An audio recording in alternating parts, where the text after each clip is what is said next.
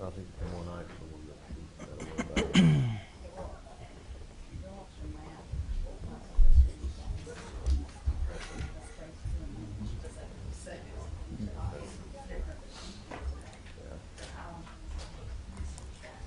All right, thank you.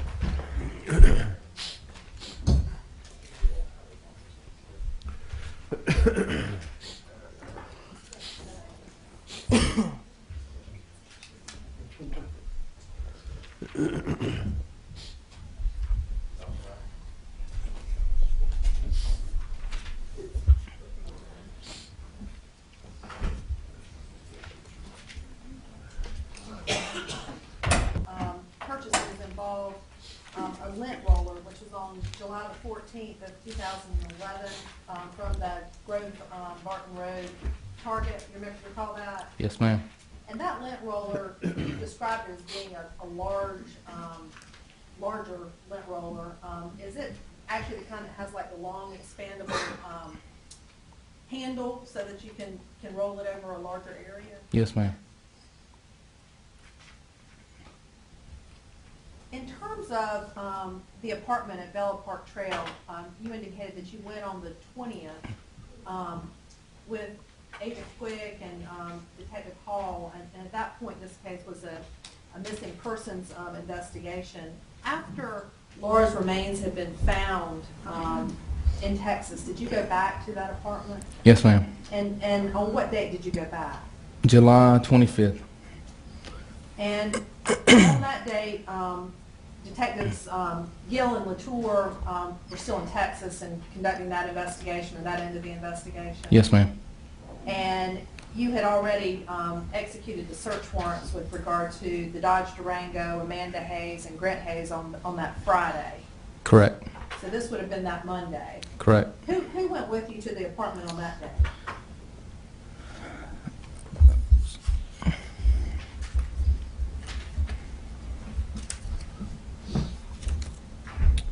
It was myself, Detective Hall, Detective Morse, Sergeant Privatelli, and CCBI Agent Mike Galloway. And at this point, after Laura's remains had been recovered in Texas, or some of her remains had been recovered at that point, what was your purpose in going back? The main purpose of this search warrant was to conduct some chemical testing, luminol testing, in the nighttime hours. That was the primary purpose of this. And on this occasion, when you were back at the Bella Park Trail apartment on the 25th, did you recover an item from the kitchen sink area? Yes, ma'am. And what specifically did you recover? It was a label for a Quickie brand scrub brush. It was inside the garbage disposal drain. So it actually was not visible? You had to reach down in there to recover that? You could see it a little bit, you know, which is what drew our attention to it, but then you actually had to reach down in there to retrieve it. And it was in the garbage disposal area of the kitchen sink? Yes. Did you recover any Quickie brushes in the trash? Yes, ma'am.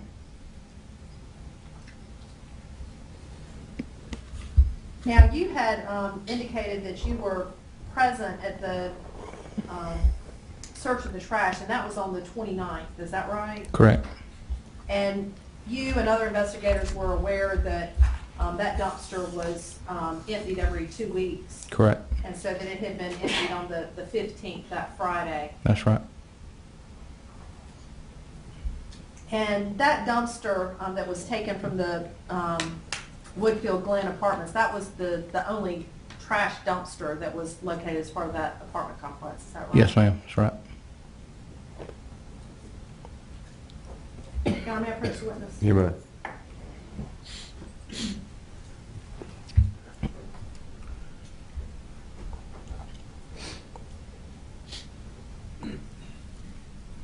Agent Falcom, showing you what's already been admitted into evidence, 6 Exhibit 409.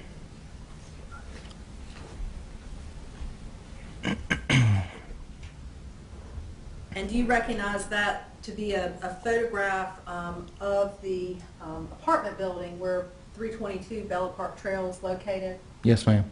And does it also show in the foreground of that photograph the trash dumpster area. Yes, ma'am. Now, may I publish this at this time on the All screen? right, sure.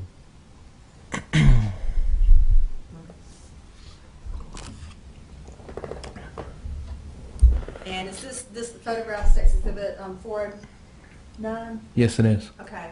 And the trash dumpster you've indicated is in the foreground. We've previously seen pictures of that. Where is, can you use this exhibit to show where apartment 322 is located? Yes, ma'am. You can't actually see it, but you can, it's on the third floor, of course, but you can access it through that breezeway there. The apartment itself is around, if you go around the corner here, it will be on the other side over there. So you can see part of a retaining wall that runs down the, that side of the apartments. Is that, the 322, does it actually face out towards that area? Yes, ma'am. That building right there in the background is ECPI, and it actually faces ECPI, so if you go around the corner. And the breezeway that you pointed out, is that the, a way to get to that apartment? Yes, ma'am. And are the hallways that access the individual apartments, are those interior hallways? They're interior, but they're not enclosed, so Okay. it's like a breezeway type. And so is there another entrance to this part of the apartment building that's kind of facing that other parking lot, or that ECPI building? Yes, ma'am.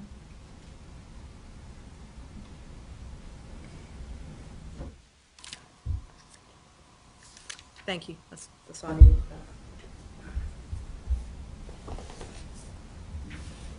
Detective Falk, as part of this investigation, other detectives have testified, and did it become important to you to know the last phone call that appeared to have been answered or placed from Laura Ackerson's phone on July the 13th of 2011? Yes, ma'am.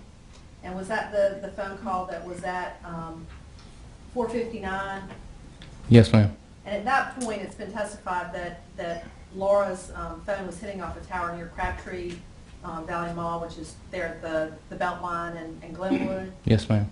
And as part of that investigation, did you estimate how long it would have taken her to get from that location to the defendant's apartment? Yes, ma'am. And how long was that? About 15 minutes, so she should be there around 5:15 p.m., 5:30 at the latest.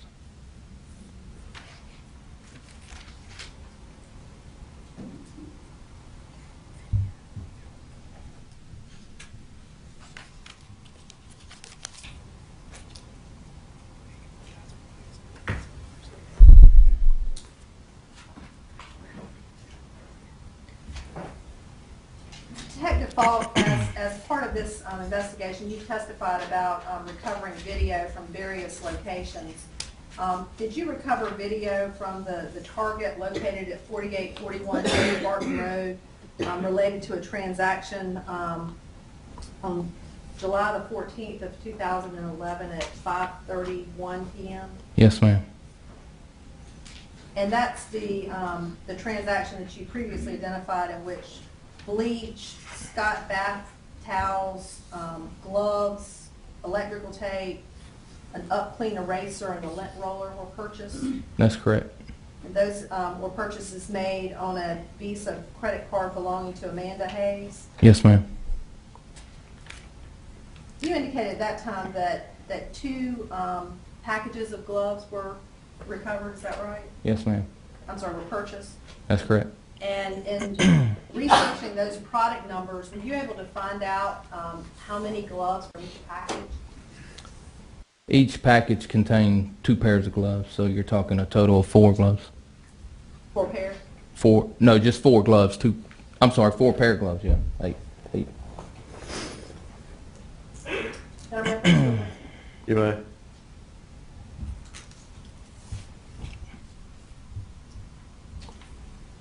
Detective Falk, I'm handing you what has been marked for identification purposes as State's Exhibit 585 and 586.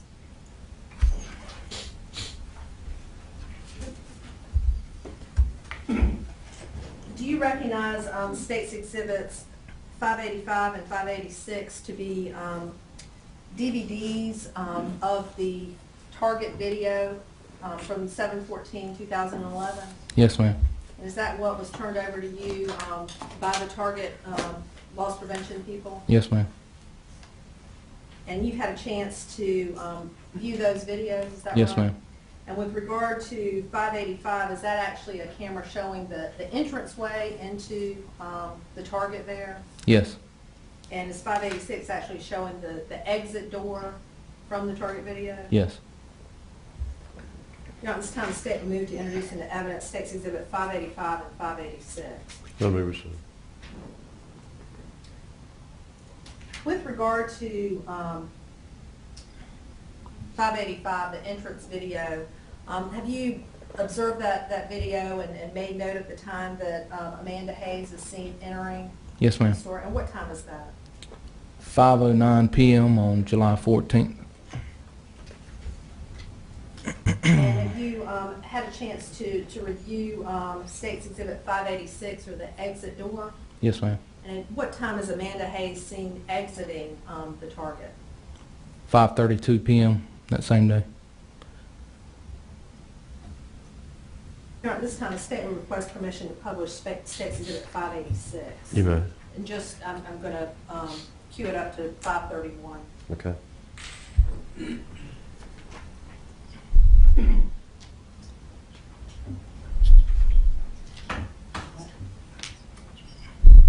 And Detective Fault, the frame of State's Exhibit 586 is, the video's not running yet, but it's got the date and time stamp in the left corner, is that right? Yes, ma'am.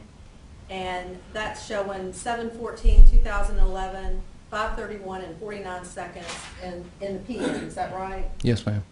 And that would have been just after the purchase, which is shown actually at 5:31, is that right? Correct.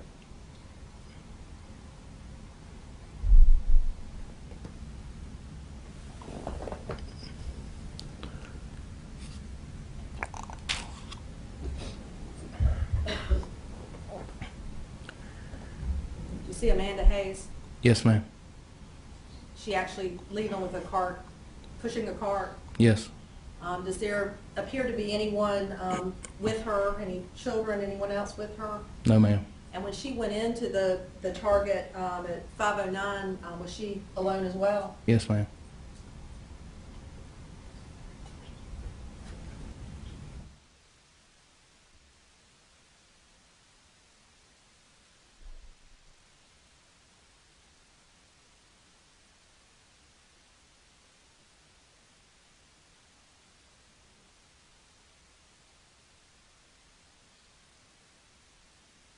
And Detective Falk, again, you were able to see some of the items in her cart, but the receipt that you received from Target indicates, among the other items, the bleach was purchased at this time. Yes, ma'am. And as I recall, there were also some additional food items that were also purchased. Thank you. I don't have any further questions at this time. All right, you have questions? Yes, Your Honor, thank you. Good afternoon, Detective Falk. Afternoon. You are what is known as the lead agent in this investigation, and am I characterizing you correctly? That's correct. And what the lead agent has the responsibility for doing is assimilating all of the information that's coming from all of the different officers, from Kinston to Texas to Wilson. That's your responsibility, isn't it? Putting it together in a book format to provide it to the prosecutor's office, to then we'll provide it, also a copy to the defense. And see, you frankly are given the toughest job in the investigation, aren't you? I don't know about that, but Well, you've got to know it all, don't you? no, sir, I wouldn't agree with that. Well, you try to.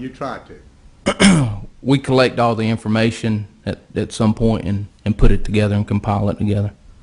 Now, when you first got the report in this case, it was a report of a missing person, correct? Correct. And that report came from Kinston. That's correct. one of the things that had been related to you from the Kinston Police Department was that Laura was missing, and that if her friend, Chevon Mathis, had told the police officers that if anything ever happens to me, go look for Grant. He's the one that did it. Did you have that information? That Siobhan said that? That Chevon said that, or that the police relayed that to you, or did you have the information from some source? I don't know if we had it at that time. That phrase sounds familiar, but having sat through another trial, and I'm not sure when I first heard that information. At any rate, you very quickly zeroed in on Grant Hayes, didn't you? No, sir. Not very quickly. Well, let me ask you this. You zeroed in on him fairly quickly.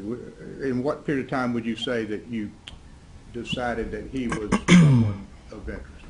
The information that we had at the time was that Grant was going to the apartment.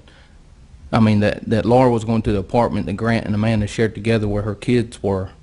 And that was the last place, from the information that we had at the time, that she was known to be. So that's kind of, if that's what you're asking, that's kind of where our focus came, was that apartment. That was the last place that she was known to be. Known to be, yes, sir. How quickly did you learn that Grant and Laura were involved in a child custody dispute? I think that was fairly quickly. I think we might have known that in either in the initial meeting with the other homicide unit, or either with the Kinston PD detective. And did you then begin to assimilate as much information as you could about Grant? We were gathering information about Grant throughout the investigation. It's one of the things that you do is go to your software that you have available to you as a police officer and obtain what's called an accurate report. Someone on the police department commonly does, yeah. Not necessarily me, but somebody. And are you one of the persons who reviews that accurate report? At times, yes, sir. May I approach the witness, Your Honor? You may.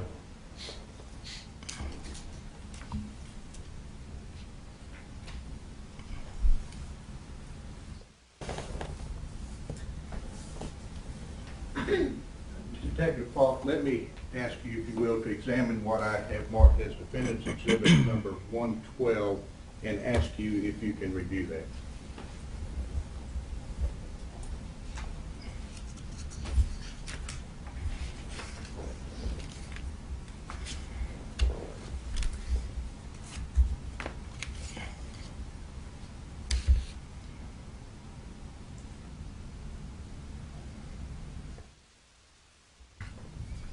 Do you recognize it?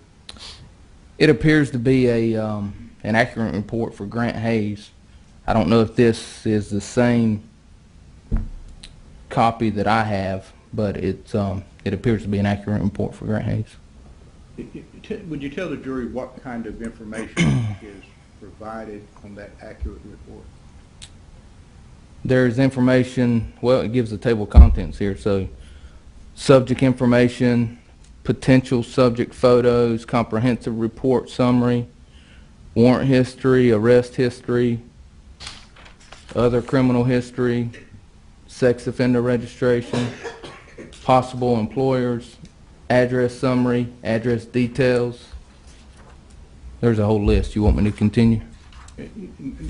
No, let me just ask you, you may want to flip over 3 or 4 or 5 pages there. But does it also reveal to you real parcels of real property that Grant Hayes either owns or is associated with? What page are you referring to? What page? I'm sorry, I don't have my copy in front of me. I can probably point it at you.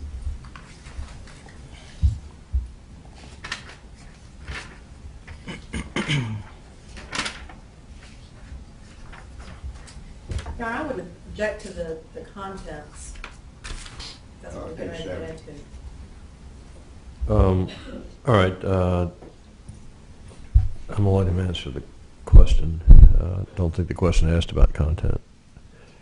you can rephrase. Report contain information about parcels of real property that are owned by Grant Hayes or his family. Objection. Well, overall as to whether or not it contains that information.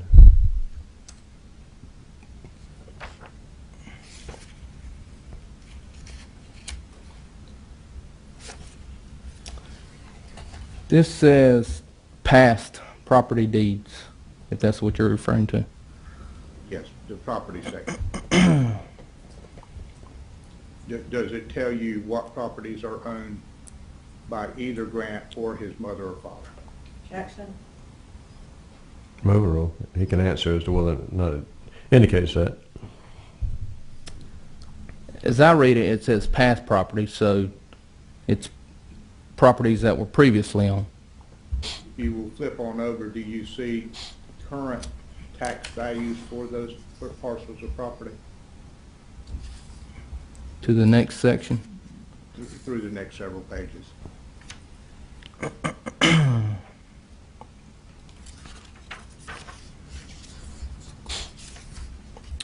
I see on the heading of some of these that it says most current ownership information. Is that what Yeah. you're referring to? Yes.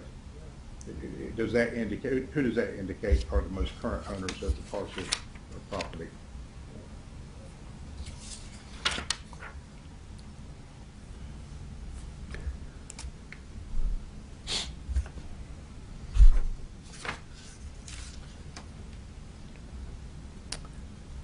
They all indicate Grant Hayes and Patsy Hayes. It doesn't distinguish if that's Grant the third or Grant the second, but But these are the properties that appear on the accurate report for Grant Hayes that was run by the Raleigh Police Department. again, I don't know if this is the same copy that I have, but this is an accurate report for Grant Hayes. And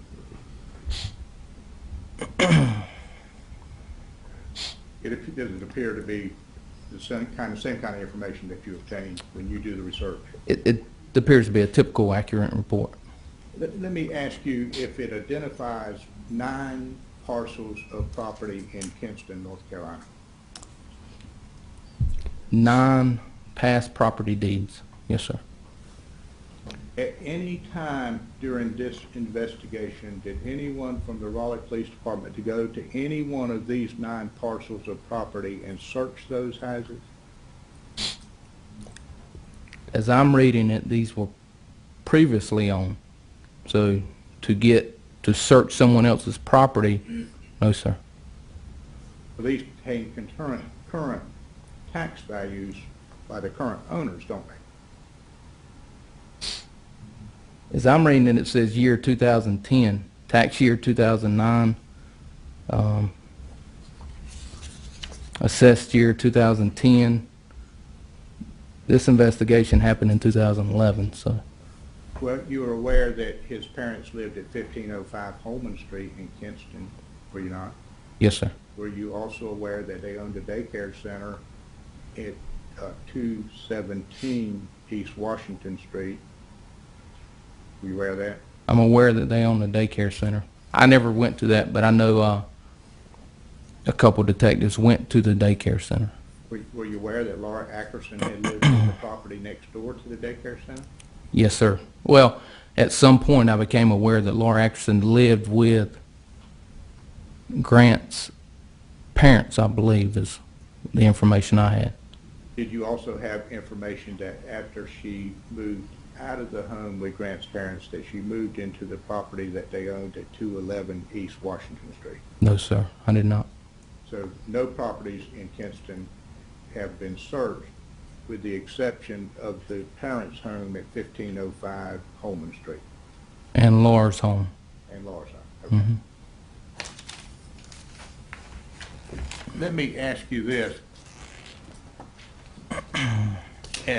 In the early stages of the investigation, before this became a homicide investigation, I believe you indicated that it became a homicide investigation along about July 22nd. July 24th. July 24th. Prior to that, on July 20th, did you receive a report from Crime Stoppers that contained relevant information that was relevant to your investigation? I don't know. Can you be more specific? Well, We received several. You might.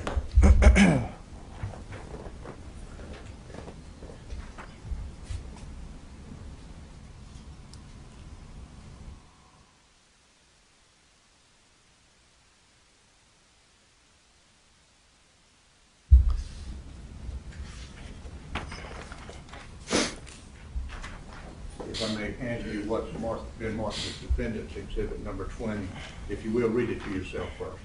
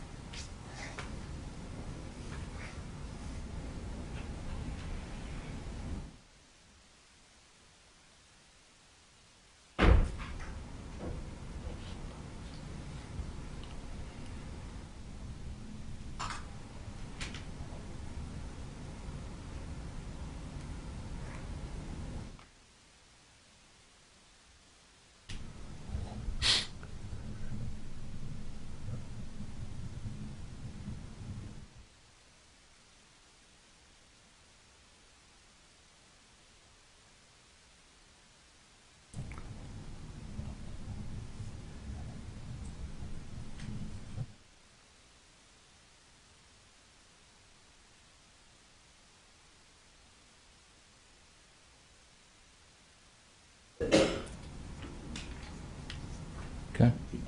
Did you have access to that information? Yes, sir. It sounds familiar. Would you read that report to the jury? Objection, hearsay? Let me see.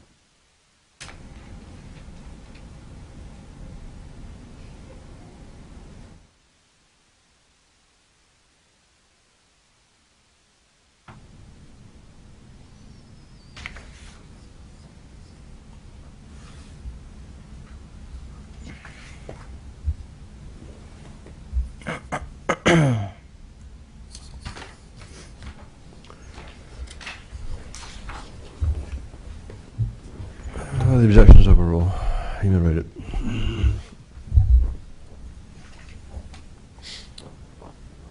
Reported by anonymous, gives a phone number 919-327-7804. Says, I play music and recorded a song with Grant Hayes in late 2007 or 2008, but quit dealing with him because he creeps me out. I only knew him for about 3 weeks, and during that time I practiced at his house a lot, but felt uncomfortable because of the type of friends that he had. I do not know if he has anything to do with his wife's disappearance, but it is possible. I said so because one night we were drinking and we both went upstairs, and while we continued drinking, he told me that he chokes people. He said that he was going to tell me something, but I should promise him that I would not tell anyone. Then he said that he killed a man when he was younger but was never caught, and no one knew that he did it. I did not go back to his house from that night because I did not know what to make of what he told me. and I have not seen him since. We recorded a song, but he edited me out of it and re-recorded it without my voice. Grant Hayes is creepy and had shady friends who were drug dealers, both sellers and users of cocaine. At the time, he lived in a brand new house that I think valued somewhere around $600,000, and I often wonder where he got the money from to afford it. I will speak with the detective, but I want to remain anonymous because he will know it is me if it is mentioned that I recorded with him. Thank you, sir. After you had information that Grant Hayes was a potential suspect, I believe you indicated, did you not, that you went to the home where he lived at Bella Park Trail? That was on, you went there 3 times, didn't you? Yes, sir.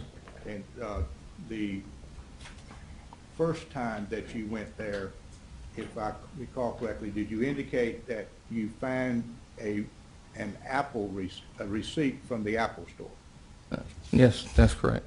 And that receipt was for the purchase of an Apple adapter for it. Am I correct? It was for a power adapter, yes, sir.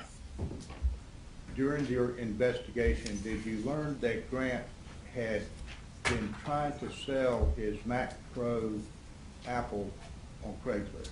And actually sold it, yes, sir. And he did sell it. And later, did you later recover that from the person that he sold it to? Yes, sir. One of them. On July the 14th at approximately 8:45 p.m., 2011, did you retain a videotape of Grant at the Apple store buying the Apple adapter cord for a computer like the one that you later recovered? We got a video that shows that purchase at that date and time. Yes, sir.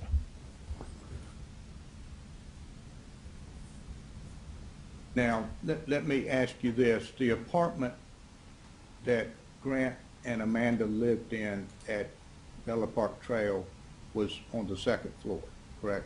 Third. Well, it's 2 flights of stairs. Right, but it's the third level apartment. The first That's- level is actually the basement. That's correct. And then you go up two levels of stairs to the apartment. Mm-hmm. Now, the stairs come at the second, as you go up the first level, you make a left turn and go up the 2nd level, correct? Mm-hmm. And then right there on your left is the apartment door. I'm assuming you're coming in from the ECPI side. Right, if you're coming in from the parking area. Right. Yes, sir. So the apartment would adjoin the stairs going down to the parking lot. Correct? There's a set of stairs right there beside the apartment. Right. Mhm. There's also an elevator in that building. That's correct. And that's down the hall. Mm-hmm. Now,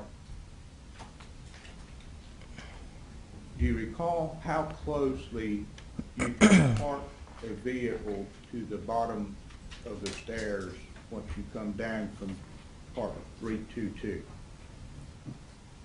If you're coming down that set of stairs, well, probably either side, there's an area about the width of a sidewalk that's a raised curb, and then you step off into the parking lot.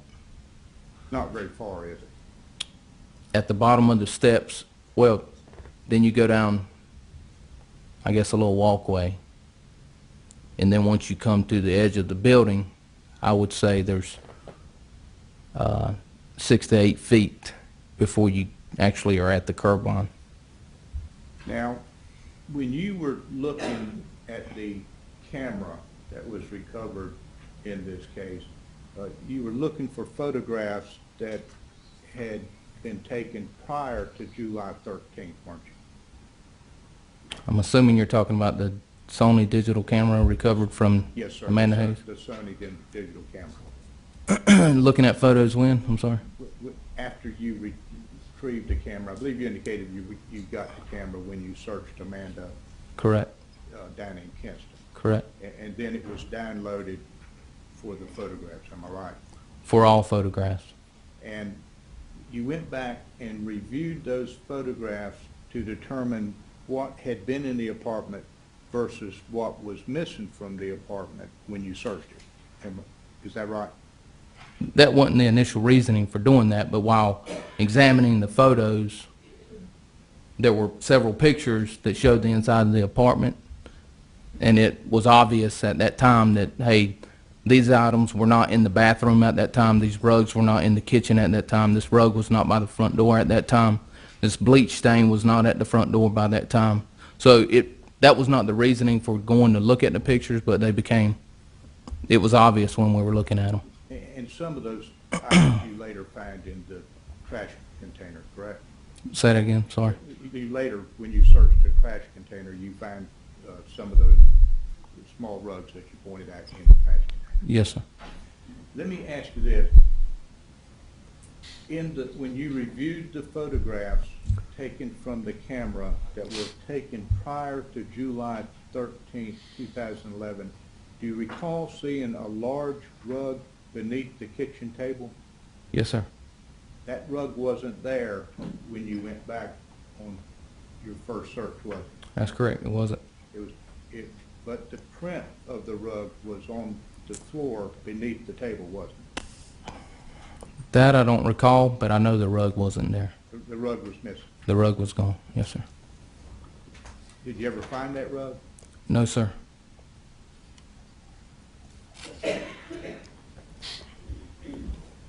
When you searched Amanda in Kinston, I believe that you indicated that you recovered a number of personal items from her, such as credit cards and driver's license, things of that nature. Made copies of those sort of You made things. copies of them and gave them back. Yes, sir.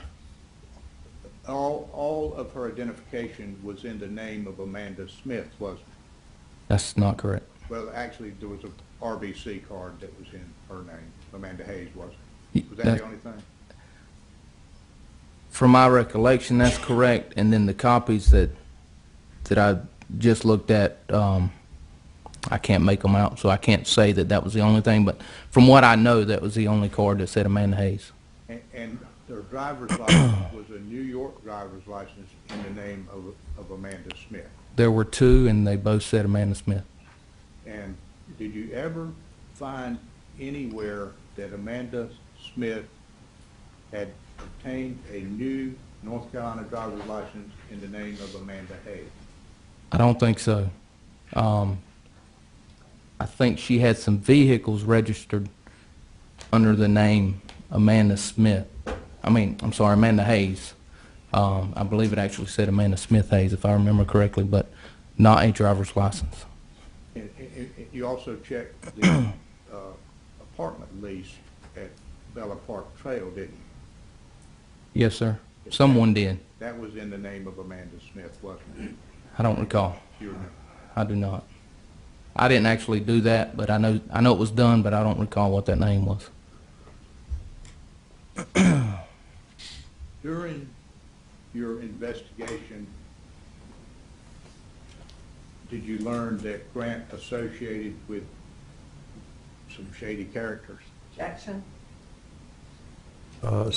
Sustained, shady characters. Sustained. Did you learn that he associated with criminals? Objection. Overall. I don't believe that we learned that he associated with criminals. Do you recall running criminal history checks on various individuals that you had identified as being his friends? Be specific, please. I'm not sure who. You remember Samjir Sanjay? Samir. I know I spoke with him. I don't know about a criminal history. How about Paul Hutchins? That name sounds familiar, but I'm not sure about a criminal history. How about Frankie Goodrich? I don't know if he was ever interviewed.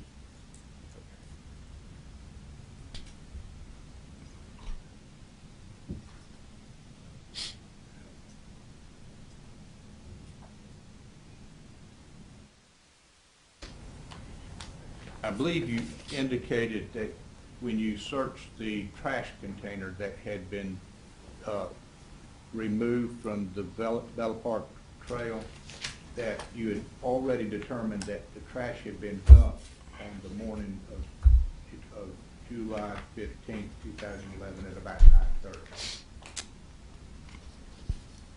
I know it was July 15th. I'm not sure what time. And the things that you find in the trash container would have had to have been put in the trash container after it had been picked up, correct? Between July 15th and July 29th. Yes, sir. Let me ask you,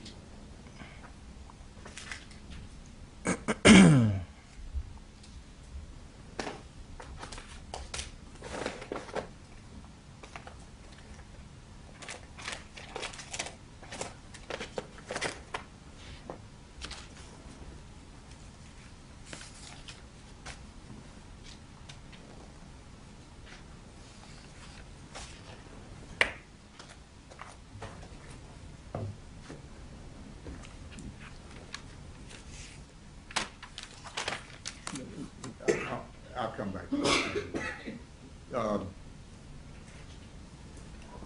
Were you present when Grant Hayes was arrested? No, sir. Were you aware that he was held in a holding cell at the Raleigh Police Department for approximately 6 hours? We don't have any holding cells, so no, sir. Or was he held in an interview room? I know he was in an interview room. Did you have an opportunity to monitor what he was saying and doing when he was in the interview room? Yes, sir. May I approach the witness, Your Honor? All right.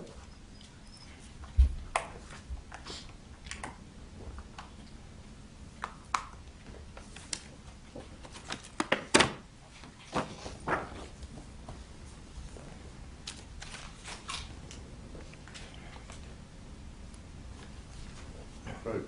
All right. He asked me to examine what I have marked as Defendant's Exhibit number 31 and ask you if that's a DVD recording of Grant Hayes in the Raleigh Police Department interview room. I don't know if it is. That's Without what it says. Yes, sir. But it says interview Grant Hayes.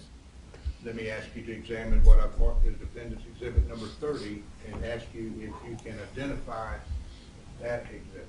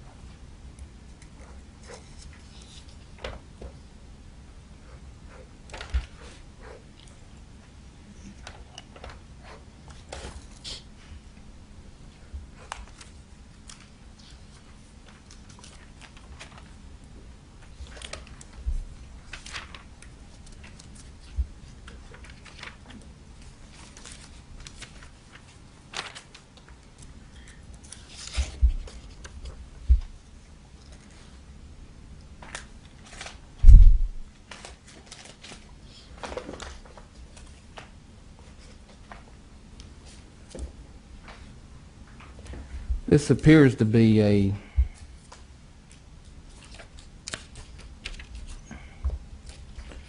transcript of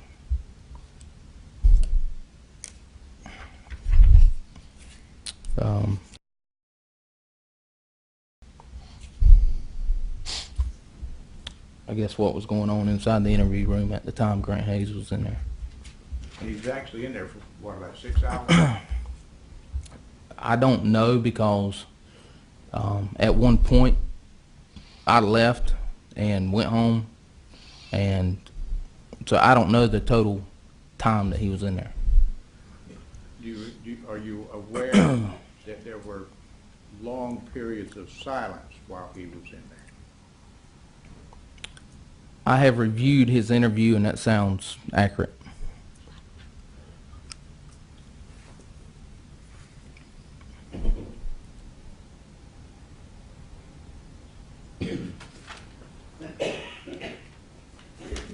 Were you monitoring Grant Hayes's mail from the Wake County Detention Center?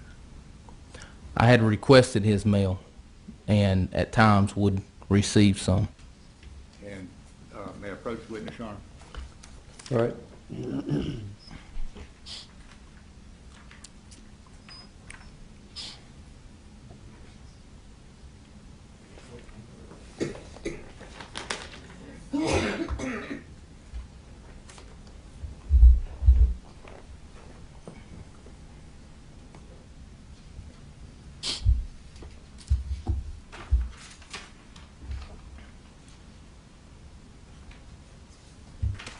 Approach witness, Your Honor. You may. Let me ask you if you recall monitoring what I have identified as Defendant's Exhibit number 133.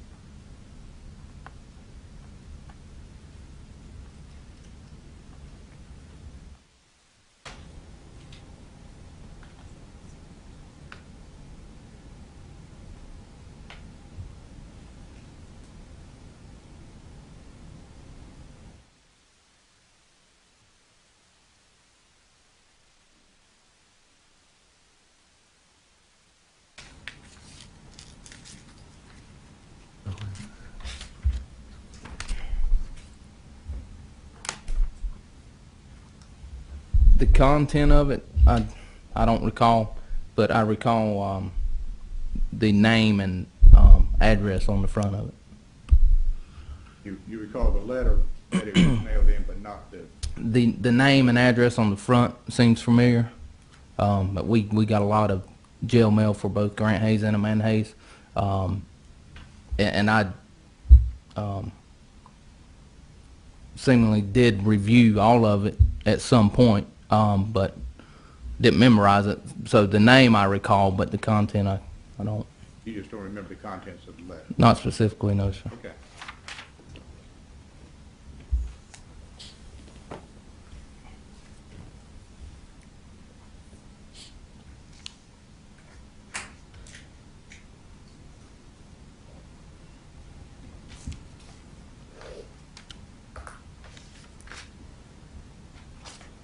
If I may approach the witness, if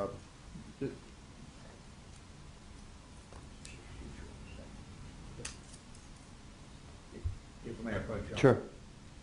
Let me hand you what has been marked as Defendant's Exhibit number 37 and ask you if that is the same spreadsheet that you referred to earlier in the state stop.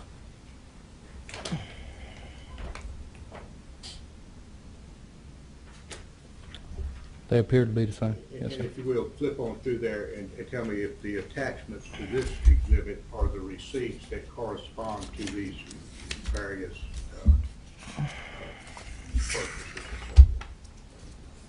purchases.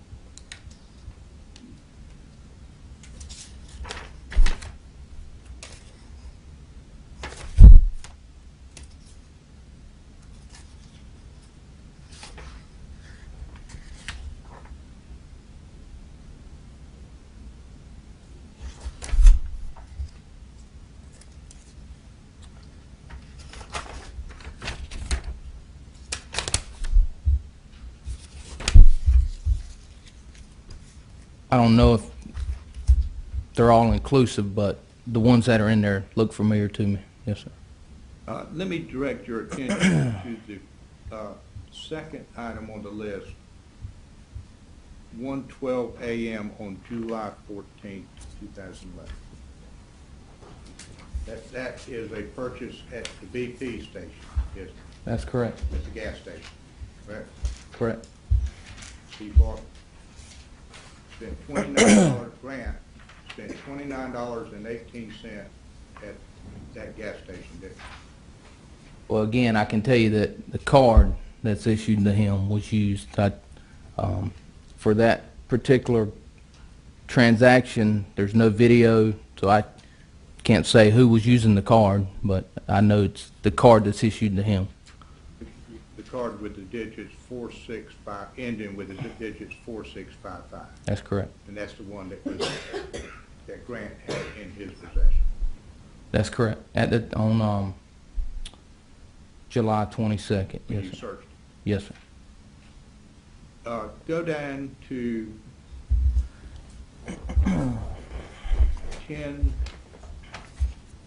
10:41 p.m. on July 14th, 2011. You find that one? Yes, sir. That's a purchase from the Kangaroo, isn't it? Yes, sir. That's also a gas station, isn't it? That's correct. At that time, he spent 40, and again, we're talking about the card ending 4655, correct? That's correct. He spent $41.58 on gas there, didn't he? And again, I can't say he or she or who, but that card. That Yes. card was used, Yes, sir. okay? Now, go to go to July 15th, 5:56 p.m. at the Sheet Station in Wilson. You have that? Yes, sir. Again, that card ending with 4655 bought $33.64 for the gas. Or whoever had that card bought $33.64 worth of gas.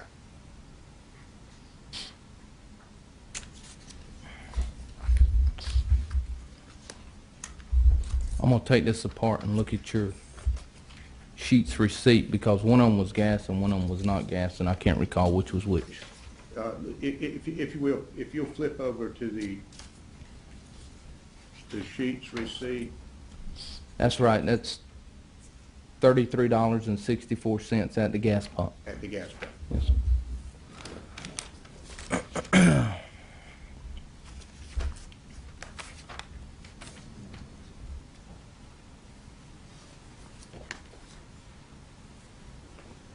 So from 1:12 a.m. on July 14th, 2011 to 5:56 p.m. on July 15th, 2011, the person with Grant's card bought $104.40 worth of gas, didn't he? I can't say that.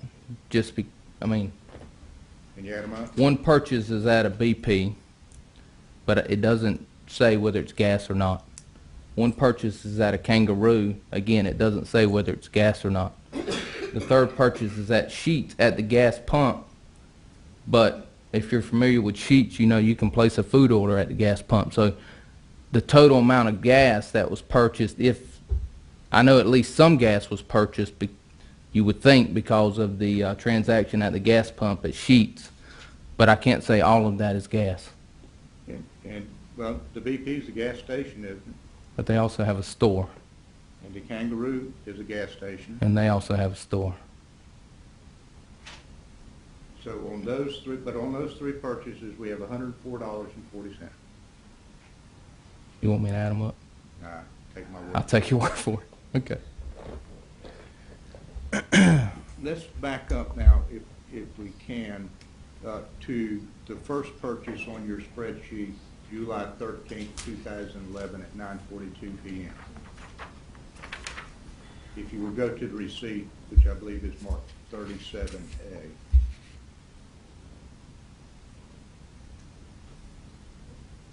Will you agree that what was purchased by Amanda on that occasion was 2 kids' 6-piece nugget meals, correct?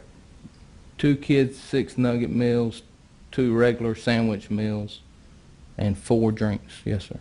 Two kids' Sprites, correct? Yes, sir. And 2 medium Dr. Pepper. That's correct. The next item is that purchase, 37B, is that purchase that he made at the BP station at 1:12 a.m., correct? And again, you said he, but I can't say if it's he or she. The person with Grant's card That's correct. purchased that amount of money at the BP station. That's correct. The next thing that happened is someone using Grant's card, shows up at the Black Flower, correct? That's the next thing that we know about. Yes, sir.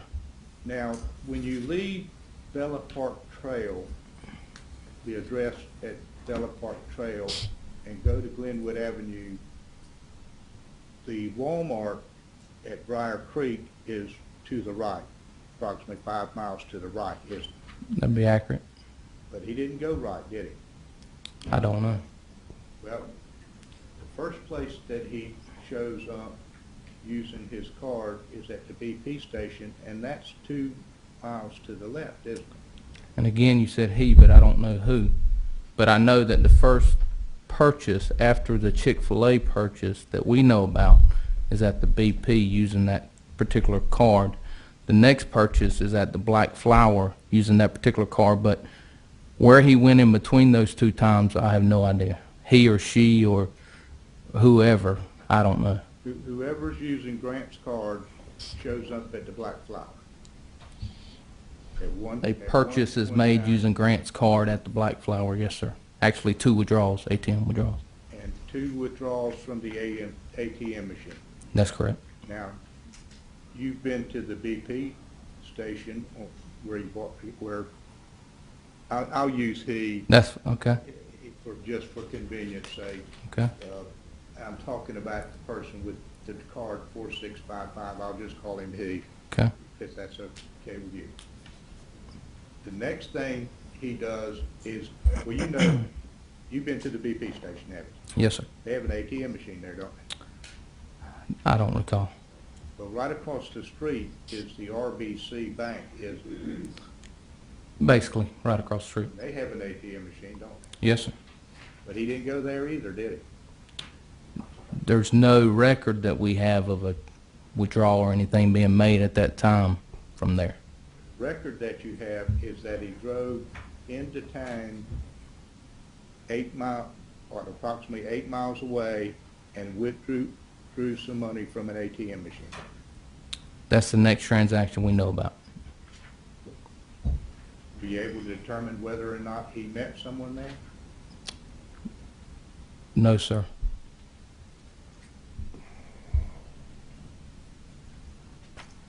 What is the Black Flower? It's a bar. I believe they probably have live music sometimes. I did go there, and they had a stage area. So I've never been there personally, but Would you call it a rough spot? I don't know, sir.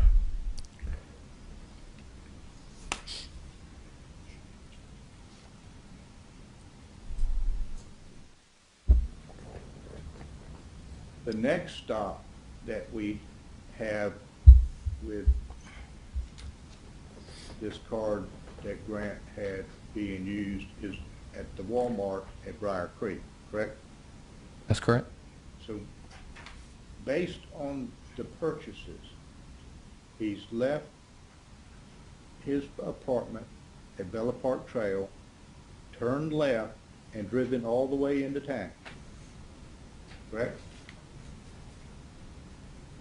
There's a lot of assumptions in that question, so I don't know how to answer it. Well, let's base it on how we're able to track him. We're able to track him with the card, aren't we? From the records that we have, and again, you're saying he, but whoever's using this card, prior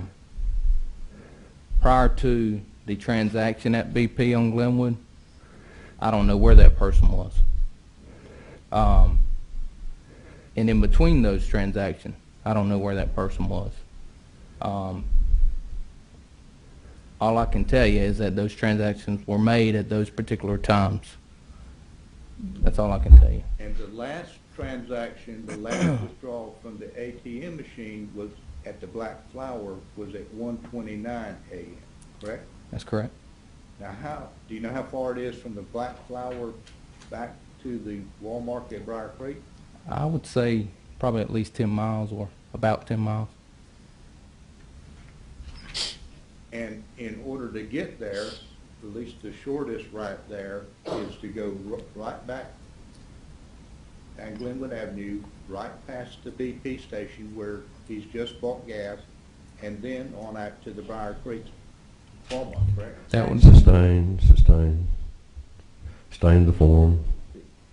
What's the shortest way to get from the Black Flower to the Walmart at Briar Creek? Glenwood Avenue.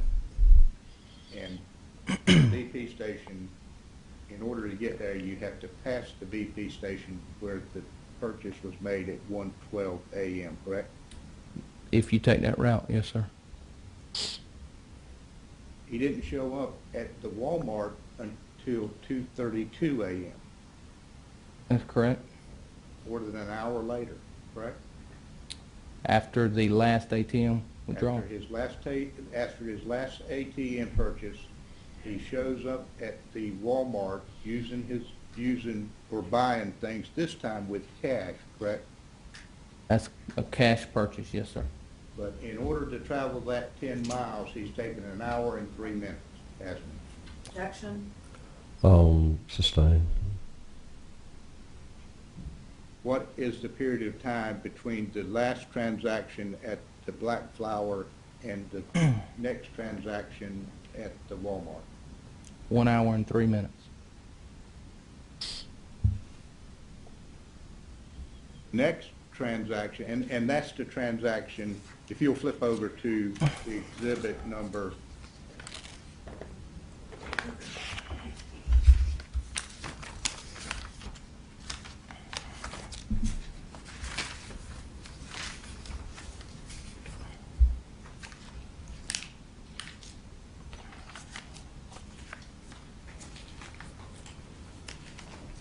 Well, I don't see it in mine. When he got to the Walmart at Briar Creek, that's where he bought the skill saw, isn't it? That's correct. And he paid cash for it. And other items, yes, sir. And he bought some other items, a skill saw and bags and tarps, things of that nature. Correct. One of the things he bought was one pair of goggles, correct? That's correct. You later, when you searched the trash container, you found that pair of goggles in the trash container, didn't you? That's correct. And they had not been opened, had they? I believe they had, but Were I they- thought they had. Were they still in the container when the photograph was taken while they were in the trash container? To my recollection, I thought the packaging was open, and they were inside, but the packaging was open. So you think they've been opened and then put back into the original container? I don't know, again, that's why we take pictures, but to my recollection, that's how it was. To your knowledge, was any substance, any bodily fluid, whatever, found on those goggles? No, sir. And you only found one pair of goggles in the trash container, didn't you? I believe that's correct. You also found in the trash container a white shirt that was had mildew, was moist, and had dirt on it. Yes. That's correct. You also found a pair of gray underwear that had dirt around the top band of the underwear. I can't recall where the dirt was, but that would probably be accurate. You also found in that trash container, am I correct? That sounds accurate. I said 5 to 6 earlier, and I think that sounds right. Had you found any place between 1:12 a.m. on July 14th and 6:48 a.m. on Saturday, July 16th, that Grant Hayes had purchased ice from any other source? We didn't find any other purchase of any other additional bags of ice except for the one on July 16th at 6:48 a.m. At the Walmart at Briar Creek. Yes, sir. We don't know where he bought those other 3 bags of ice, do we? I don't know who bought them. They're in the trash container with the 3 that he bought, weren't they? They were all in the trash together.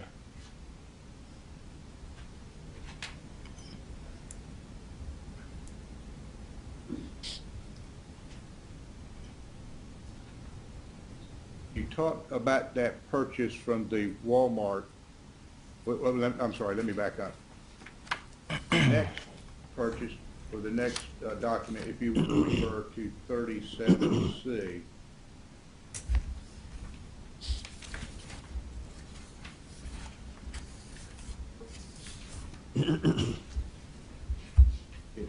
That's the deposit at the RBC in Kinston, at the Kinston Plaza Boulevard, isn't it? That's correct.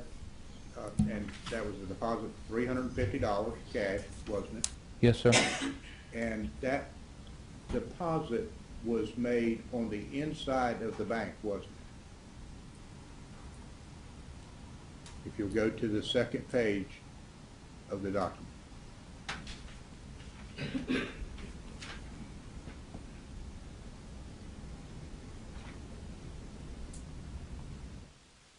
I don't recall that from our investigation. I'm assuming that you're referring to some writing up here, but I don't recall if it was inside or at the teller window outside or... But it says teller number 005, doesn't it? It says teller number 005. And it says 7//14-2011, doesn't it? It does. And you know the banks don't open before 9 o'clock, do they? Typically banks open at 9 o'clock, that's right.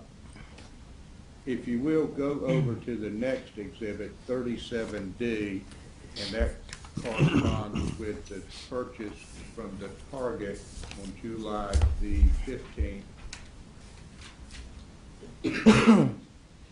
5:31 p.m. You see that one? Yes, sir. That's the purchase that Amanda made, isn't it? That's correct. Do you have the receipt in front of you? Yes, sir. You had indicated earlier that she bought 2 pairs of gloves. Actually 4 pair. If I recall, each glove package contained 2 pair. Look, the package contained, 2 pairs in each package? Yes, sir. Uh, She also bought some plums. See that on there? Some plums. Yes, sir. You see that she bought some Betty Crocker mix, Betty Crocker something? Lipton tea, Yes, sir. Horizon, whatever that is. You know what that means? I think we determined that to be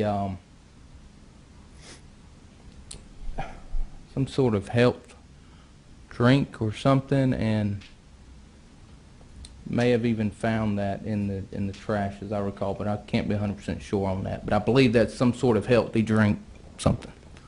Maxwell House Coffee, That, I would assume that's what that stands for. Yes, sir. green beans, juice. She's buying grocery items while she's there, isn't she? There are some food items purchased with the other stuff. Yes, sir. Let me ask you, if you will, that next item on your spreadsheet was a purchase that Grant made at the Apple store. That's where he bought the Apple adapter cord, correct? That's correct. It's the same Apple adapter cord that he had advertised on Craigslist earlier, and that you later recovered from the person who bought it. I don't know if it's the same one, but as Ms. Holt was describing earlier, it was the same type. It was just like the one that should have gone with it. Yes, sir. Does it appear to you that for some reason that an Apple cord has gone missing? Previous to this purchase, Yes, sir. and I'm not familiar enough with Apple computers. I don't know if they even come with a cord. So, but all I can say is that he purchased one on this date and at this time. I don't know where another one was. What you know is that as of that moment, he needed an Apple adapter cord. Objection? Sustained. As of that moment, he bought an Apple adapter cord. He bought an Apple cord, power adapter at that time. Yes, sir. Go down to the next item on the list,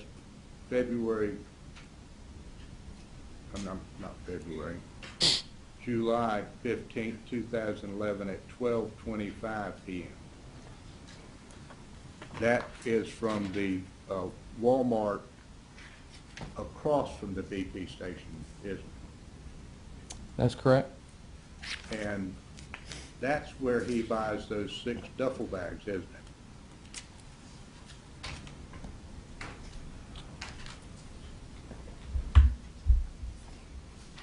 That's correct. He still hasn't bought any ice, has he? That you know of. Not that we know of. That's correct. Still hasn't bought any coolers that you know of. That we know of. That's correct.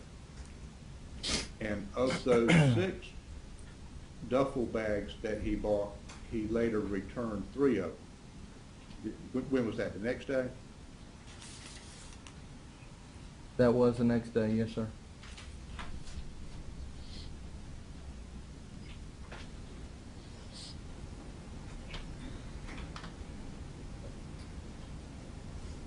Now, that purchase was at what time? 12:25 on Friday the 25th, Friday the 15th? You're referring to To the duffel bag? Purchase of the duffel bag. That's correct. 12:25 on July 15th. Then he leaves sometime Friday afternoon and drives to Wilson, doesn't he? That's correct. How far is it to Wilson? From Raleigh? I would guess 30 minutes. No, probably closer to 45 to an hour, maybe. Would 63 miles sound about right? Again, I'll take your word for it. I'm not sure. How far is it from Raleigh to Kinston? Probably an hour and a half. About 90 miles? That's probably accurate.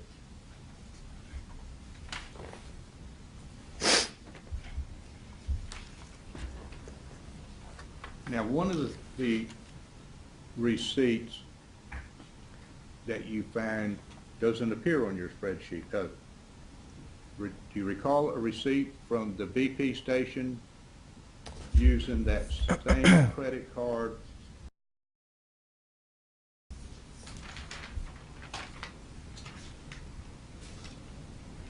$11:25 p.m. on July 15th, just before midnight? I'm assuming you're talking about Exhibit 37J. 37J, yes, sir.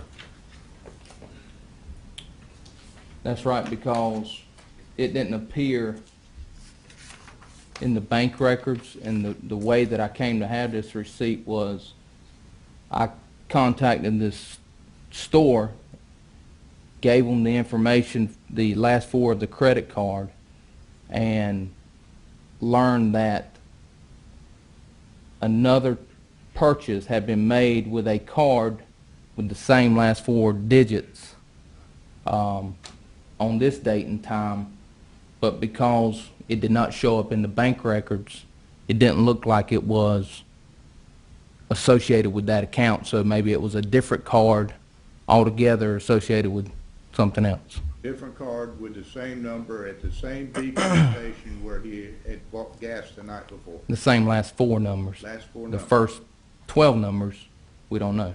Well, look at that receipt closely, if you will, and let me ask you if the purchase is for 200 phone minutes, 200 phone cards. It says 200 phone card quantity 2, $4, right? $4.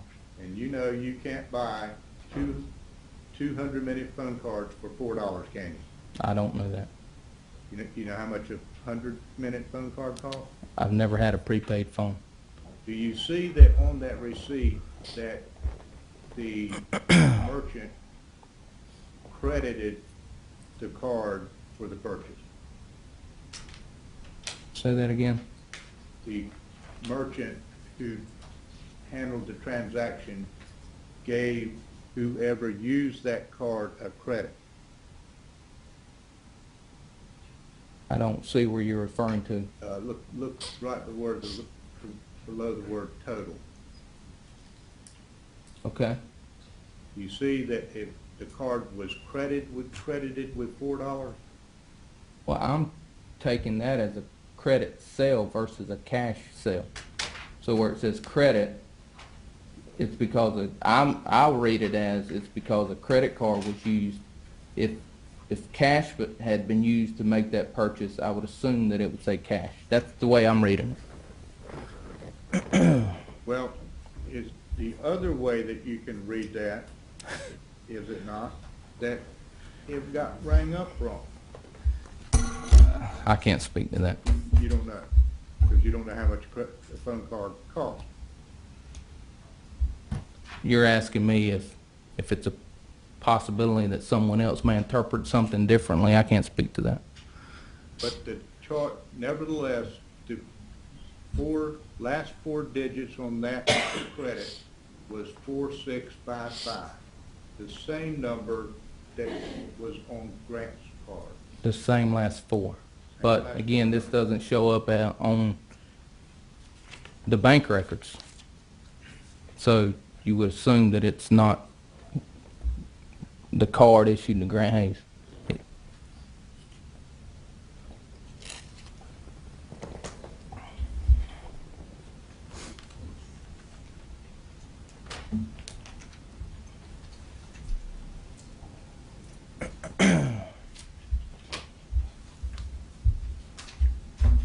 Were you here earlier when you heard the U-Haul lady testify Yes, sir.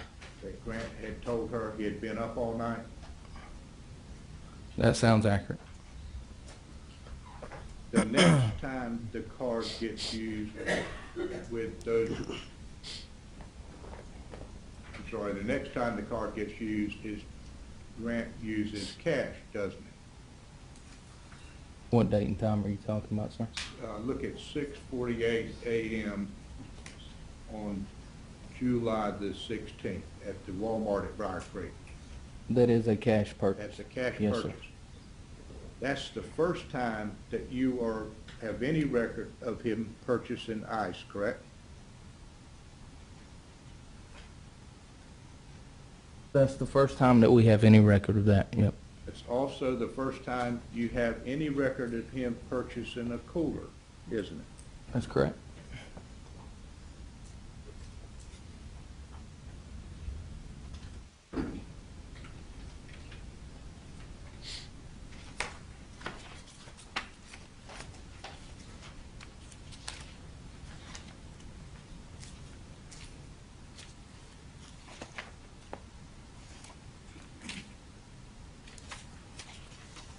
Now, is that the same cooler that he returned later that day? Or do you know? I know it's the same type of cooler. I don't know if he had another one already. He bought a 120 quart cooler, and then later that day, he returned a 120 quart cooler. That's correct. But you found a 120 quart cooler in Texas, didn't you? That's correct. The next time you see him making a purchase on that Saturday after he's left the Walmart is at 1:14 p.m. when he shows up at the Pep Boys.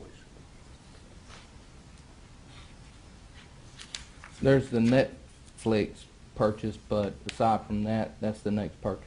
Yes, sir. Let me ask you this, if you know, when he returned that 120, he bought a 120 quart cooler at the Walmart that Saturday morning. Correct. July 16th, 6:48 a.m. Yes, sir. Are you able to tell when he returned it, he bought another one, didn't he?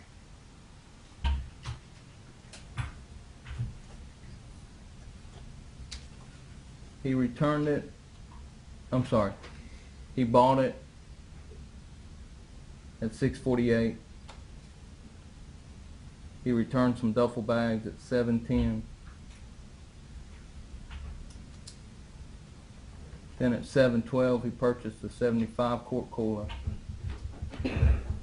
Then later that afternoon at 3:45, he returned a 120 quart cooler. And then at 4:07, now he returned it at a different Walmart. And then at 4:07, he purchased another 120 quart cooler. Can you tell from his purchases, is he trading in a cooler without wheels for a cooler with wheels? I'd have to look at pictures, I don't recall. I don't think the big 120 quart cooler, pretty sure it didn't have wheels.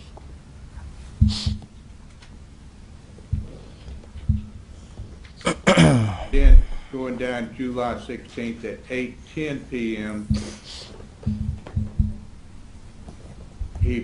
is that when he purchases 2 more coolers?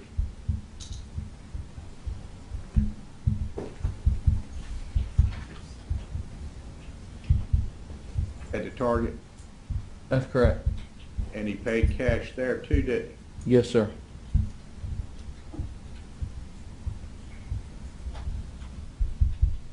Then at 8:29, he's still at the Target, isn't he? Yes, sir. That's when he buys that CB radio and the lock for the trailer, isn't it? No, sir.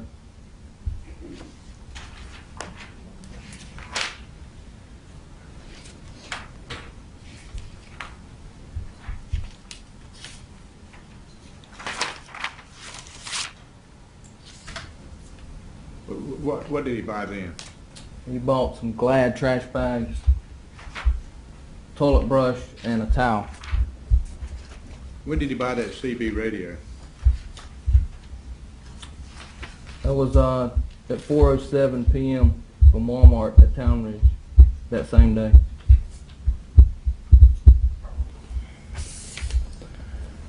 And you've reviewed the videotape from 8:10 when he bought the 2 coolers, have you not?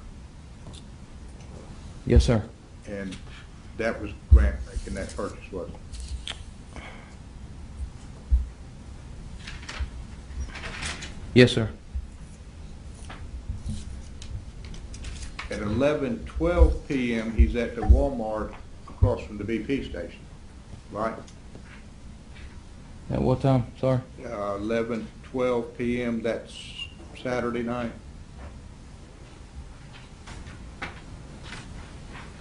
He's at the Walmart at 6600 Glenwood Avenue. Yes, sir.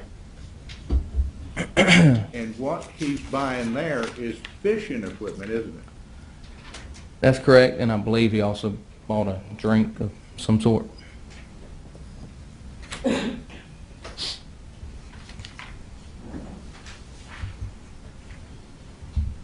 Now, that receipt that was recovered in Texas from the Motel 6, that was in the name of Amanda Smith, wasn't it? That's correct.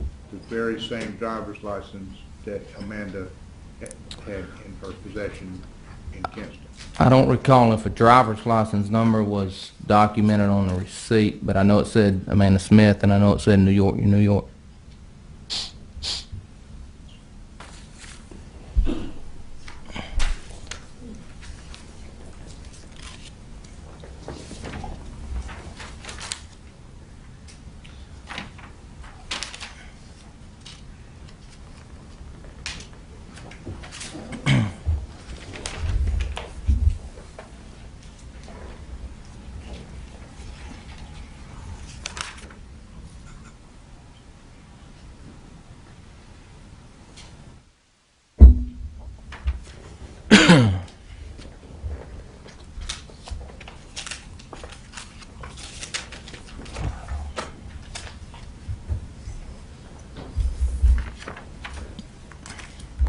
I believe you testified earlier about the last phone call that Laura made on July 13th, 2011, as having been made at 4:59 p.m.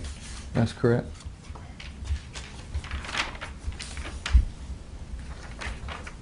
Now approach the witness, Sean. Sure.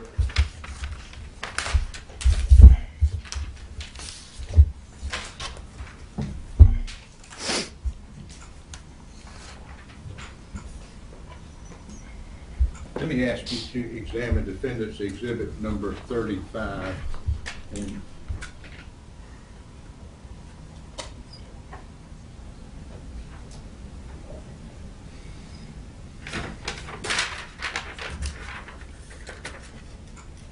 the call that you were talking about,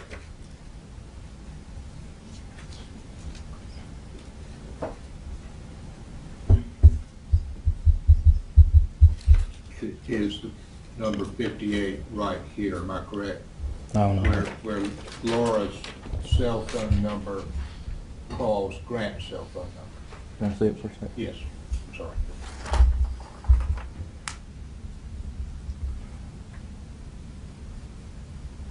I believe that was a number that was associated with Amanda Hayes, but it calls the phone number ending in 7651.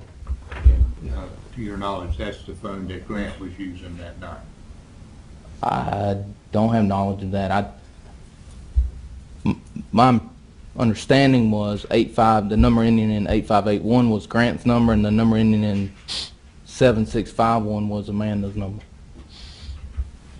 Well, let me ask you this, what's the next number that is called from 7651? 201 310 3595.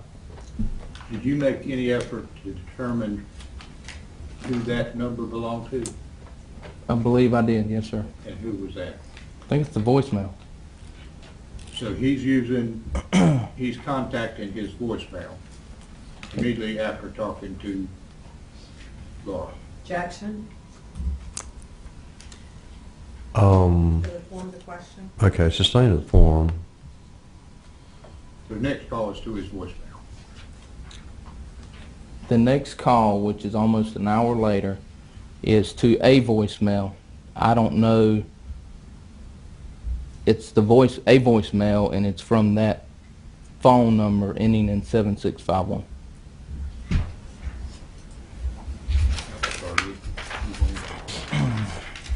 Neither one of us apparently are good at reading upside down.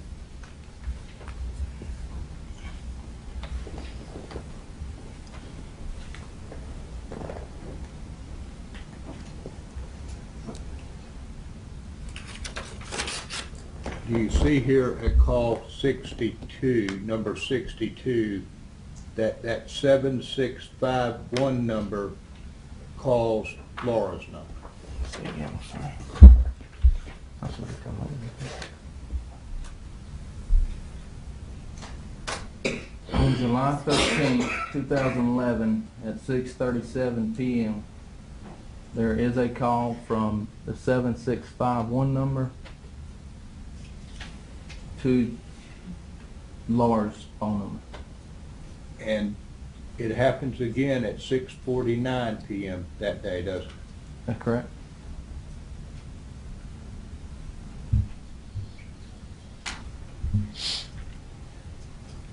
Then there's a call from a number in a 252 exchange to the 7651 number, correct?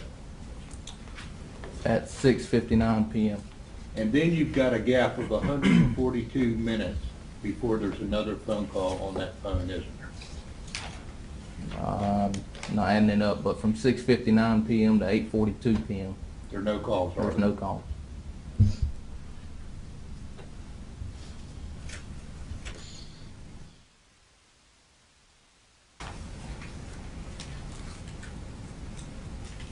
The first number that is called after that hour and 42-minute gap is that same voicemail system, isn't it?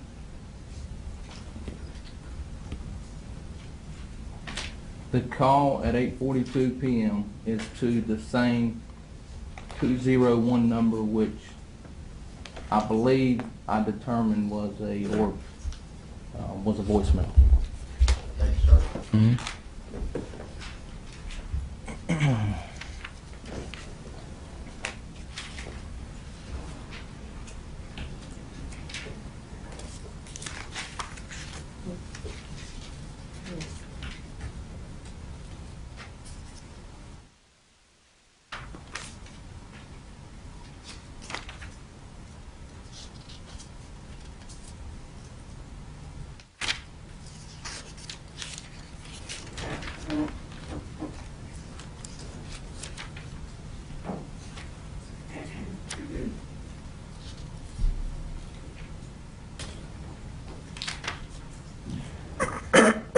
Have you ever seen the talented Mr. Ripley? No, sir. Have you ever seen the Stepford Wives? No, sir.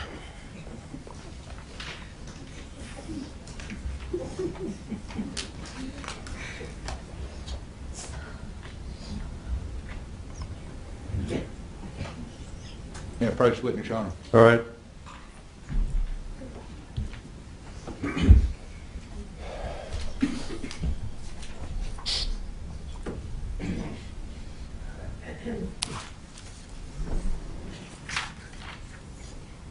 Your Honor, at this time, I would offer to play the interview of Grant Hayes at the Raleigh Police Department on the screen and have Detective Falk read the transcript as we move along.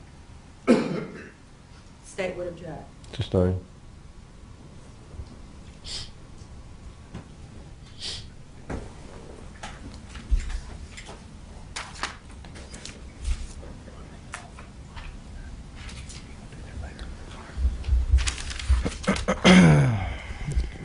Sustained on the state's case.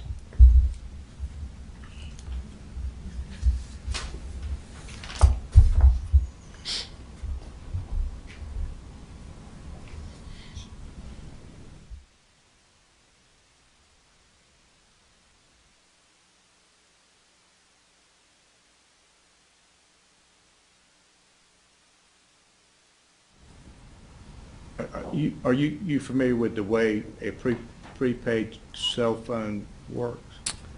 Somewhat, but like I said, I've never had one, so not entirely. You find in that trash container an empty prepaid cell phone box, didn't you? I think we found two, or at least remnants of two. Did you find any cell phones in there? No, sir. And are you aware that the way the phone works is you go to a store, and you buy the phone, and you buy a card with minutes on it? And I'm not sure about that. I don't know if they come with minutes. From my limited knowledge, I know that you can buy phone cards with minutes on them, but I don't know if when you purchase the prepaid phone, if it already comes with some minutes on it. I'm not sure.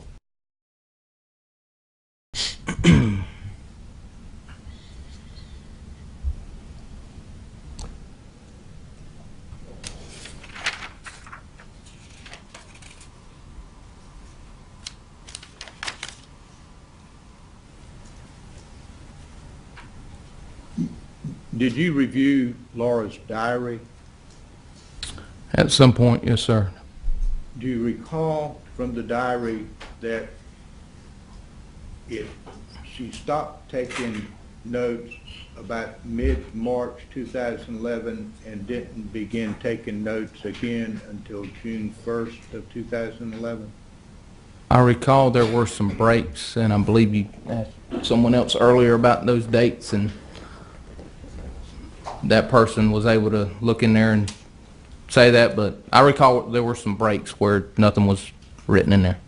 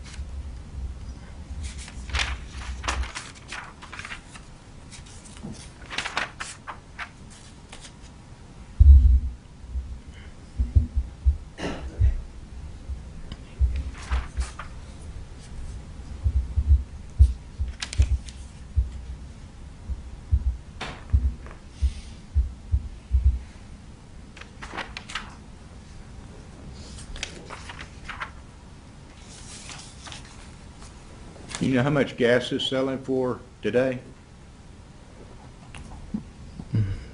Not really. I would imagine in the neighborhood of $4. I don't know. $3.29, be closer? Possibly. I have a city car, You have so a I don't city purchase car. it. You don't pay for it, do you? That's right.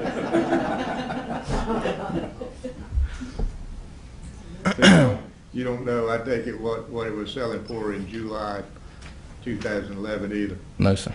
City was paying for it then too, wasn't it? I believe so.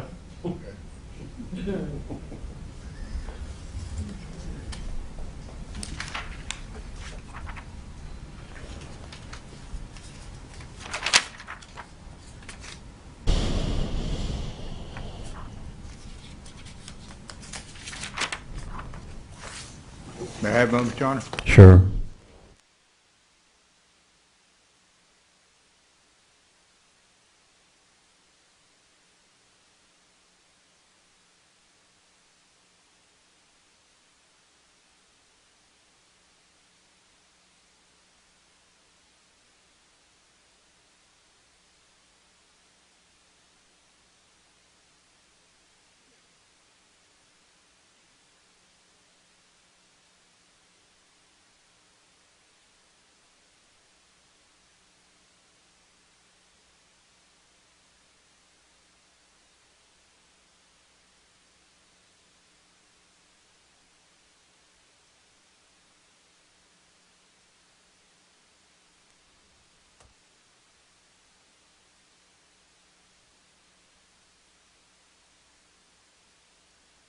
Redirect.